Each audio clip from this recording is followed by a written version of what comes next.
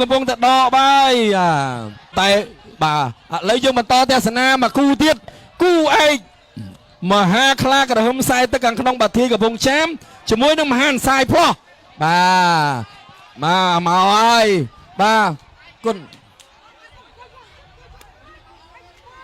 បាទសូមអង្គុយចុះបាទគណៈកម្មការមើលឃើញទេ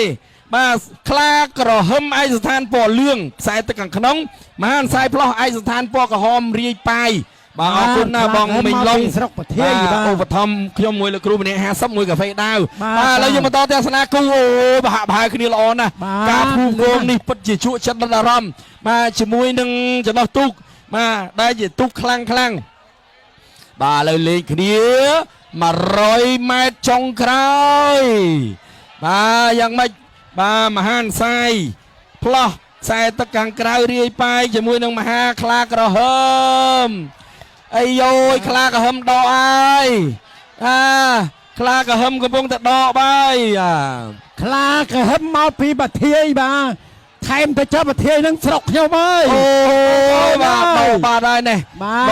ដកយកតែមែនតែនហើយដកហើយខ្លាក្រហមបាទអូយបាទឥឡូវនេះបាទដល់ហើយពាក់កណ្ដាលទូក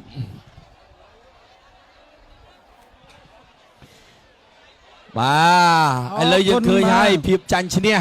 បាទដល់ទៅពេលអញ្ចឹងទៅងាយអត់ពិតបាទប៉ុន្តែជួយយ៉ាងណាជើងទី1នេះល្អណាស់ការចាញ់ឈ្នះគ្នាគឺមិនដាច់បាទសម្រាប់ទូកខ្លាំងគឺប្រហាក់ប្រហែលគ្នា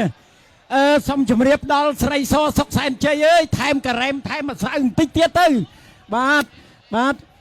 ថែមការ៉េមថែមម្សៅអីម៉ាក់កាយេតឡើងសុភ័ណ្ឌភាពបន្តិចទៀតមើលខុសគ្នាតែបន្តិច